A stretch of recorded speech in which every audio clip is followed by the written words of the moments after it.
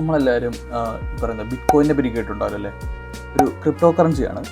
ഈ crypto currency എന്നത് ഒരു ഡിജിറ്റൽ കറൻസിയാണ്. ഒരു ബാങ്കോ അല്ലെങ്കിൽ ഒരു ഗവൺമെൻറ് ബോഡിയോ കൺട്രോളില്ലാതെ ഒരു കമ്പ്യൂട്ടർ നെറ്റ്വർക്ക് വഴി വർക്ക് ചെയ്യുന്ന ഒരു ഫിനാൻഷ്യൽ എക്സ്ചേഞ്ച് മീഡിയ. സത്തോഷി നക്കാമോട്ടോ എന്ന പേരുള്ള ഒരാൾ, അല്ലെങ്കിൽ ഒരു പേരിൽ അറിയപ്പെടുന്ന ഒരു ഗ്രൂപ്പ്, അവരാണ് ബിറ്റ്കോയിൻ കണ്ടുപിടിച്ചതെന്നാണ് പറയപ്പെടുന്നത്. ഈ ബിറ്റ്കോയിനും നമ്മുടെ ആപ്പിളിനും തമ്മിലൊരു ബന്ധമുണ്ട്.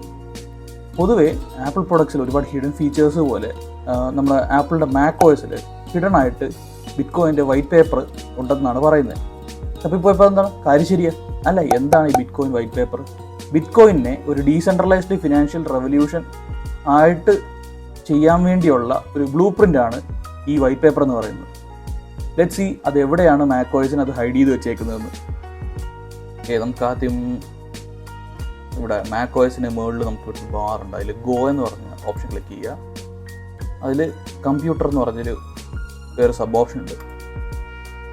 ഓക്കെ, ഇതിൽ മാക് OS എന്നുള്ളതിൽ പോവുക. അതിൽ സിസ്റ്റം, ഇതിൽ ലൈബ്രറി, പിന്നെ ഇമേജ് ക്യാപ്ചർ എന്ന് പറഞ്ഞൊരു ഓപ്ഷൻ ഉണ്ട്. അതിൽ ഡിവൈസസിൽ പോവുക. ഇത് ഈ വെർച്വൽ സ്കാനിൽ റൈറ്റ് ക്ലിക്ക് അടിച്ചിട്ട് ഷോ പാക്കേജ് കണ്ടന്റ് ക്ലിക്ക് ചെയ്യുക. ഇതിൽ കണ്ടൻസിനകത്ത് റിസോഴ്സസിൽ ഈ റിസോഴ്സസ് ഫോൾഡറിൽ simpledoc.pdf എന്നൊരു ഫയലുണ്ട്. അതാണ് ബിറ്റ്കോയിൻ വൈറ്റ് പേപ്പർ എന്ന് പറയുന്നത്. കുറച്ചധികം തന്നെ ഉണ്ട് ഈ വൈറ്റ് പേപ്പർ എന്ന് പറയുന്നത്. 9 പേജസ്. എന്താ അല്ലേ?